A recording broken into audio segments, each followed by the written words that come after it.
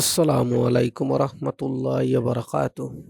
সম্মানিত মুসল্লিয়ান একরাম, সম্মানিত আমার মুসলমান ভাই বোনেরা, আজকে আমি আপনাদের সামনে হজরত ইকরামাহ রাদিয়াল্লাহু আনহু জীবন ইতিহাস আপনাদের সামনে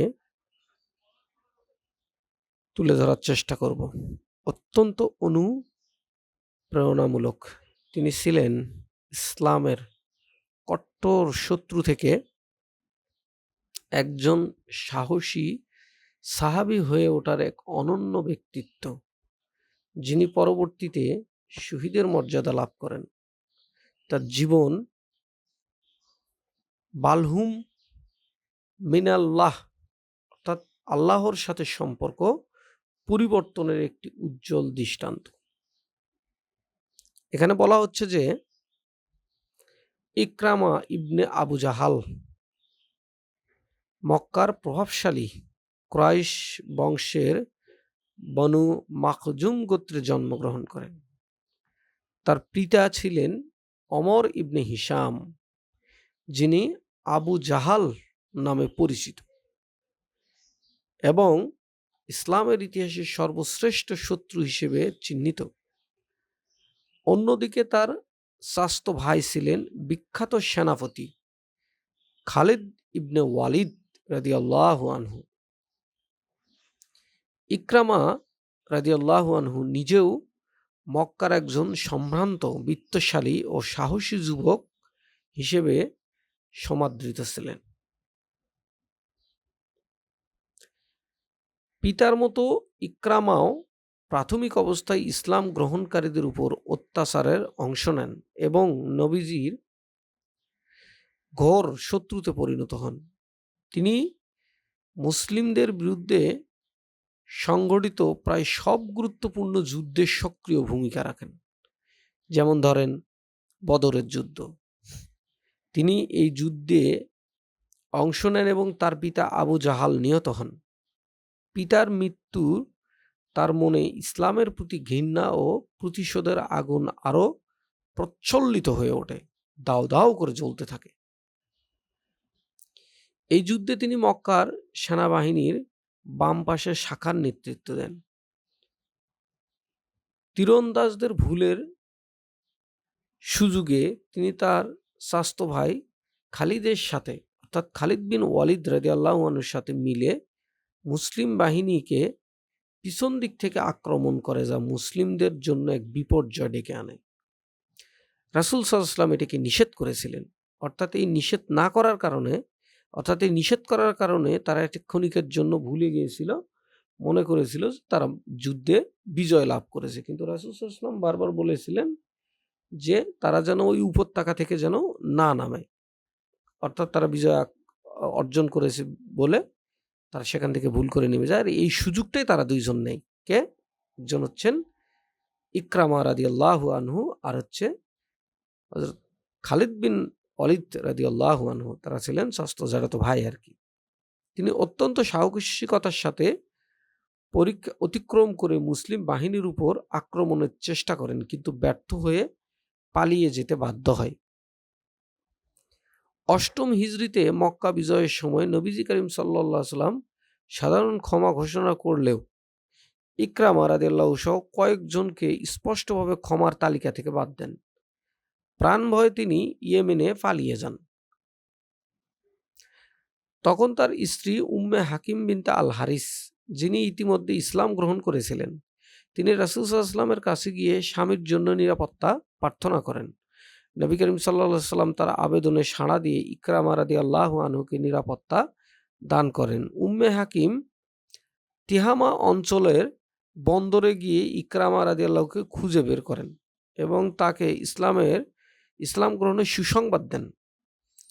ফিরে এসে ইকরামা রাদিয়াল্লাহু আনহু রাসূল সাল্লাল্লাহু আলাইহি ওয়াসাল্লামের সামনে দাঁড়িয়ে কালেমার শাহাদাত পাঠ করেন এবং তার পূর্বে সমস্ত শত্রুতার জন্য ক্ষমা প্রার্থনা করেন। রাসূল সাল্লাল্লাহু আলাইহি ওয়াসাল্লাম শুধু তাকে ক্ষমাই করেননি এবং বরং তার আগমন উপলক্ষে সাহাবীর উদ্দেশ্যে বলেন, তোমাদের কাছে ইকরামা ইবনে আবু জাহাল একজন মুমিন ও মুজাহির হিসেবে আসছেন। তোমরা তার পিতাকে গালি দিও না। ইসলাম গ্রহণের পর ইকরামা রাদিয়াল্লাহু তাআলা আনহু তার পূর্বে সমস্ত শক্তি উৎসর্গ করেন ইসলামের পথে। তিনি প্রতিজ্ঞা করেন, তিনি অতীতে ইসলামের বিরুদ্ধে যা কিছু ব্যয় করেছেন তার দ্বিগুণ ইসলামের পথে ব্যয় করবেন এবং যে যুদ্ধগুলো ইসলামের বিরুদ্ধে করেছেন তার দ্বিগুণ ইসলামের পক্ষে লড়বেন। তিনি নবীজির জীবদ্দশায় হাওয়াজিন গোত্রের জন্য জাকাত আদায়কারী হিসেবে নিযুক্ত হন। নবীজির ইন্তেকালের পর প্রথম খলিফা হযরত আবু বকর সিদ্দিক রাদিয়াল্লাহু তাআলা আনহুর খিলাফতকালে বিদ্রোহ দমন যুদ্ধে রিদ্দার যুদ্ধ তিনি গুরুত্বপূর্ণ ভূমিকা রাখেন। ওমান, ইয়ামান, ইয়ামামা প্রভৃতি অঞ্চলে মুরতাদ ও মিথ্যা নবীদের বিরুদ্ধে যুদ্ধ করেন। পরবর্তীতে তিনি সিরিয়ায় অভিমুখে অভিযান অংশ নেন এবং রোম বাহিনীর বিরুদ্ধে জিহাদে অংশ নেন। ইকরামা ইবনে আবু জাহাল ইয়ারমুখের যুদ্ধে প্রায় 15 হিজরি অংশগ্রহণ করেন। ওই যুদ্ধে ছিল মুসলিম ও রোম সাম্রাজ্যের মধ্যে একটি নির্ণায়ক যুদ্ধ। তিনি অসাধারণ বীরত্ব ও সাহসিকতার সাথে লড়াই করেন। খালিদ ইবনে ওয়ালিদ রাদিয়াল্লাহু আনহু তাকে অতিরিক্ত ঝুঁকি নিতে বারণ করলে তিনি উত্তরে বলেন, আপনি রাসূল সাল্লাল্লাহু আলাইহি সাল্লামের সাথে থাকার সৌভাগ্য অর্জন করেছেন, কিন্তু আমিও আমার পিতা তার কঠোর শত্রু ছিলাম। এখন আমি কি রোমদের ভয়ে পালাবো? আমি আমার অতীতের ভুলের প্রায়শ্চিত্ত করতে চাই। তিনি তার চাচাতো ভাই আল হারিস ইবনে হিশাম এবং আয়শা ইবনে আবি রাবিয়াহ সাথে তীব্র লড়াই করেন। এক পর্যায়ে 3 জনে আহত অবস্থায় একত্রিত হন। পানি আনার পর প্রত্যেককে অন্যকে আগে পান করার প্রস্তাব দেন, কিন্তু পানির পাত্র তাদের কাছে পৌঁছানোর আগেই 3 জনই শহীদ হয়ে যান। ইকরামা রাদিয়াল্লাহু আনহু সেই মহান শহীদদের দলে শামিল হন, যাদের ত্যাগের বিনিময়ে মুসলিমেরা আজ এই গুরুত্বপূর্ণ যুদ্ধে বিজয় অর্জন করেন। কোরআনের প্রতি ভালোবাসা। ইসলাম গ্রহণের পর তিনি কোরআন তেলাওয়াত ও ইবাদত বন্দগীতে সময় কাটাতেন।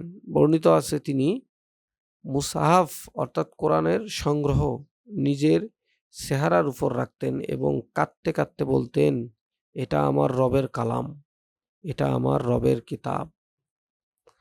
শত্রু থাকাকালে তিনি যেমন সাহসী ছিলেন, মুসলিম হওয়ার পরও তিনি ছিলেন এক বিধ্বস্ত যোদ্ধা। রাসূল সাল্লাল্লাহু আলাইহি ওয়াসাল্লামের জীবনের সাথে জড়িত বহু অলৌকিক ঘটনা মুজিজা রয়েছে, যা তার নবুয়াতের সত্যতার প্রমাণ। পবিত্র কোরআনকে তার সর্বশ্রেষ্ঠ ও চিরন্তন মুজিজা হিসেবে গণ্য করা হয়। এর বাহিরে হাদিসের নির্ভরযোগ্য বর্ণনা অনুযায়ী ওনার অসংখ্য অলৌকিক ঘটনার প্রমাণ পাওয়া যায়।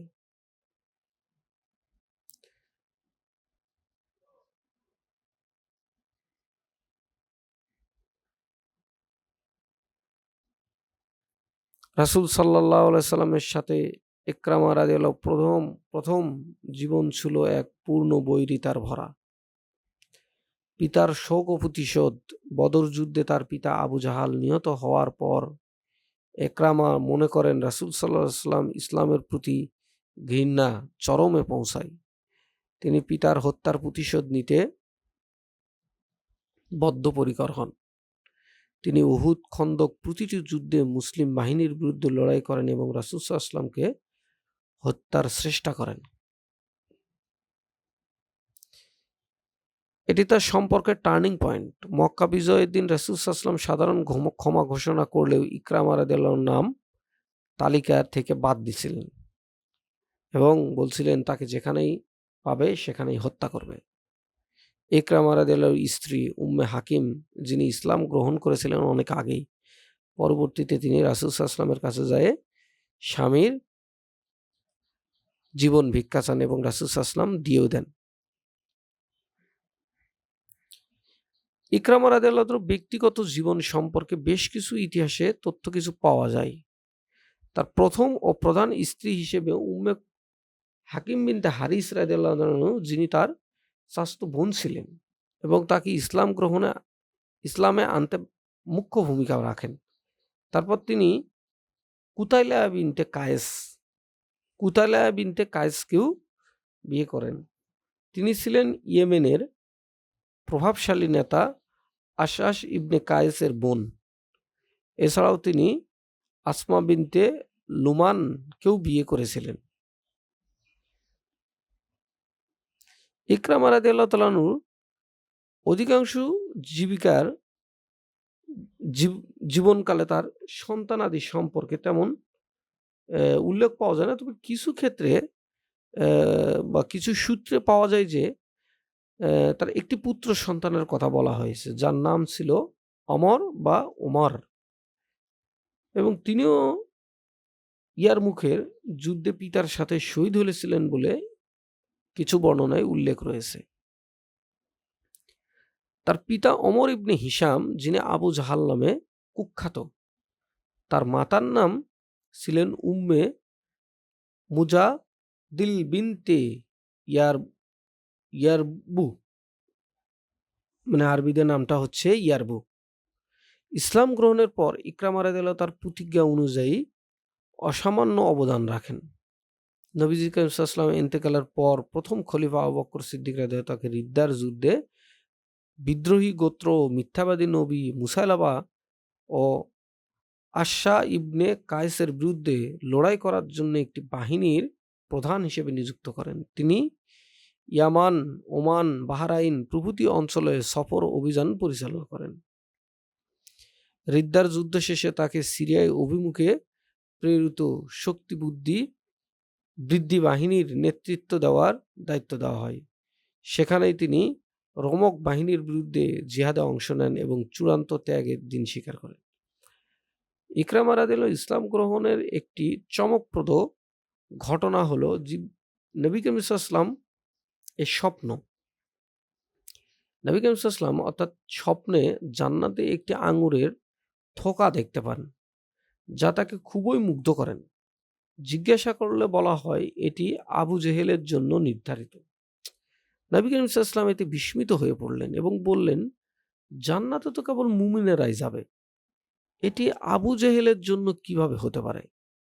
পরে যখন ইকরামা রাদিয়াল্লাহু ইসলাম গ্রহণ করেন, তখন তিনি এই স্বপ্নের ব্যাখ্যা দিয়ে বলেন যে আঙ্গুরের থোকাটি ছিল ইকরামার জন্য রাদিয়াল্লাহু আনহু। অধিকাংশ ঐতিহাসিকের মতে তিনি অর্থাৎ ইকরামা রাদিয়াল্লাহু তাআলা আনহু 15 হিজরি 636 খ্রিস্টাব্দ দিকে ইয়ারমুকের যুদ্ধে শহীদ হন। আবার কারো মতে তিনি 13 হিজরিতে অর্থাৎ 734 খ্রিস্টাব্দে ফিলিস্তিনের আজনাদাইনের যুদ্ধে নিহত হন। ইয়ারমুকের যুদ্ধের বর্ণনায় পাওয়া যায় তিনি তার চাচাতো ভাই হারিস ইবনে হিশাম রাদিয়াল্লাহু এবং আয়াশ ইবনে আবি রাবিয়া রাদিয়াল্লাহু আনহু সহ কয়েকজন তীব্র লড়াই করে গুরুতর আহত হন। পিপাসায় কাতর হয়ে পানি আনার পর প্রত্যেকেই একে আরেকজনে পানি পান করতেছিল লাইন ধরে। তাদের কাছে পানি আসার আগেই তারা দুনিয়া থেকে বিদায় নেন।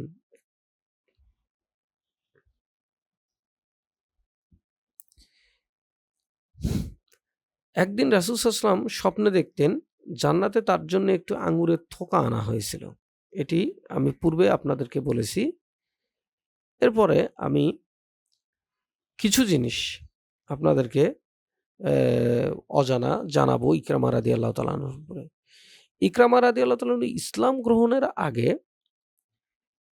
একটি নৌকা ভ্রমণে সমুদ্রের পথ দিয়ে তিনি মানে অন্য এক দেশে পলায়ন করতে চেয়েছিলেন। হ্যাঁ? এটা কিছু বর্ণনায় পাওয়া যায়, যেমন সমুদ্রের পথে। এটা বলা হয় যে আবিসিনিয়া যাওয়ার জন্য একটি জাহাজে ওঠেন। তখন প্রবল একটি ঝড় ওঠে। নাবিক সবাইকে বলে, তোমরা একনিষ্ঠভাবে প্রার্থনা করো, কারণ এখানে তোমাদের দেব-দেবী কোনো কাজে আসবে না। এই দৃশ্য দেখে ইকরামা রাদিয়াল্লাহু উপলব্ধি করেন, যদি সমুদ্রে কেউ তাদের রক্ষা করতে না পারে, তাহলে স্থলভাগেও একমাত্র আল্লাহ ছাড়া কেউ রক্ষাকর্তা নন। তিনি তখন আল্লাহর কাছে আন্তরিক প্রার্থনা করেন এবং অঙ্গীকার করেন যে, হে আল্লাহ, আপনি যদি আমাকে এই বিপদ থেকে রক্ষা করেন, তবে আমি মুহাম্মদ সাল্লাল্লাহু আলাইহি ওয়াসাল্লামের কাছে গিয়ে আমার হাত তার হাতে রাখব, মানে বায়াত করব। আমি নিশ্চিত যে তাকে আমি ক্ষমাশীল ও দয়ালু অবস্থায় পাব। তিনি এই বিপদ থেকে রক্ষা পান এবং পরবর্তীতে নবী করিম সাল্লাল্লাহু আলাইহি ওয়াসাল্লামের কাছে গিয়ে তিনি ইসলাম গ্রহণ করেন এবং রাসূল সাল্লাল্লাহু আলাইহি ওয়াসাল্লাম তাকে ক্ষমা করে দেন। পরবর্তীতে তিনি একজন অনন্ত কালের একজন যার পরবর্তীতে ইসলামের জন্য যে অবদান অনস্বীক, অর্থাৎ পরবর্তীতে এই অবদানের জন্য আল্লাহ পাক তার নামের সঙ্গে টাইটেল হিসেবে রাদিয়াল্লাহু আনহু যুক্ত করেন। এখানে আরো কিছু গুরুত্বপূর্ণ রয়েছে ইকরামা রাদিয়াল্লাহু তাআলা আনহুর জীবনে, যা মানুষের মধ্যে এক অজানা দৃষ্টান্ত। এখানে বিশেষ করে ইকরামা রাদিয়াল্লাহু তাআলা আনহুর যে ইসলাম গ্রহণ করবে, তার জন্য রাসূল সাল্লাল্লাহু আলাইহি ওয়াসাল্লামের আগে থেকে দেখা এক স্বপ্ন, জান্নাতে আঙ্গুরের থোকা আবু জেহেলের জন্য। পরবর্তীতে এর বিষয়গুলো রাসূল সাল্লাল্লাহু আলাইহি ওয়াসাল্লাম ব্যাখ্যাটা জানতে পারেন এবং ইকরামা রাদিয়াল্লাহু তাআলা আনহু ওই যে আবিসিনিয়ায় যাওয়ার পথে যে সমুদ্র পথে যে বিপদ, সেটাও একটি আগাম নমুনা ছিল। এখানে আরেকটা জিনিস বলা হয়েছে যে ইকরামাদের জীবন ও চরিত্র নিয়ে আশারায়ে মুবাশশিরগণ অর্থাৎ ৪ খলিফা, তারা ওনার সম্পর্কে কিছু ঘটনা রয়েছে। যেমন ইসলাম গ্রহণের পর ইকরামা রাদিয়াল্লাহু প্রতিজ্ঞা করেছিলেন যে তিনি ইসলামের বিরুদ্ধে যত খরচ করেছেন, তার দ্বিগুণ ইসলামের পক্ষে খরচ করবেন। যেমন আবু বকর সিদ্দিক রাদিয়াল্লাহু খেলাফতকালে বিদ্রোহ দমন, রিদ্দার যুদ্ধ, এরকম অনেক ঘটনা রয়েছে। আবু বকর সিদ্দিক ইকরামা রাদিয়াল্লাহু তাআলাকে তাবুকে গিয়ে ঘোড়া ও যুদ্ধ সরঞ্জামের বিশাল মজুদ দেখতে পান। তিনি ইকরামা রাদিয়াল্লাহু বললেন, ইকরামা, তুমি এই যুদ্ধাস্ত্র ও সরঞ্জামাদি ক্রয়ের জন্য বিপুল অর্থ খরচ করেছ। আমি চাই এর একটা অংশ বাইতুল মাল থেকে তুমি নাও।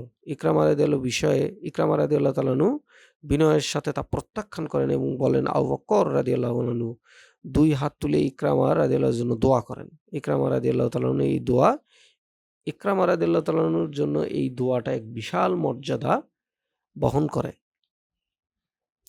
ওমর ইবনুল খাত্তাব রাদিয়াল্লাহু তাআলা আনহু যেমন ইয়ারমুকের যুদ্ধে মুসলিম বাহিনী যখন রোম বাহিনীর বিরুদ্ধে মুখোমুখি হন, তখন হযরত ওমর ইবনুল খাত্তাব রাদিয়াল্লাহু তাআলা ইকরামা রাদিয়াল্লাহুকে একটি অশ্বারোহী বাহিনীর নেতৃত্ব দেন। তিনি ইকরামা রাদিয়াল্লাহুর যুদ্ধবিদ্যা ও সাহস সম্পর্কে সম্পূর্ণ আস্থাশীল ছিলেন। ইতিহাসে বর্ণিত আছে, ওমর রাদিয়াল্লাহু তাআলা তাকে লিখেছিলেন, তোমার মতো সাহসী ও বীর সেনাপতি আর কে আছে? ওমর রাদিয়াল্লাহু তাআলা আনহু ইকরামা রাদিয়াল্লাহু আনহু সবসময় সম্মানের চোখে দেখতেন এবং তার পরামর্শ গ্রহণ করতেন। যেমন হযরত ওসমান ইবনে আফফান রাদিয়াল্লাহু তাআলা আনহু। ইকরামা রাদিয়াল্লাহু তাআলা আনহু সম্পর্কে হযরত ওসমান রাদিয়াল্লাহু তাআলা আনহু দীর্ঘ কথোপকথন ও মূল্যায়নের বর্ণনা ইতিহাসে বিশেষভাবে উল্লেখ তেমন পাওয়া যায় না। তবে ইকরামা রাদিয়াল্লাহু ওসমান রাদিয়াল্লাহু তাআলা আনহুর খেলাফত কালের আগেই ইয়ারমুকের যুদ্ধে ১৫ হিজরি শহীদ হয়ে যান। অন্যদিকে ওসমান রাদিয়াল্লাহু তাআলা আনহুর খেলাফত শুরু হয় ২৪ হিজরিতে। তাই তাদের মধ্যে খেলাফতকালীন সময়ে কোনো সম্পর্ক ছিল না।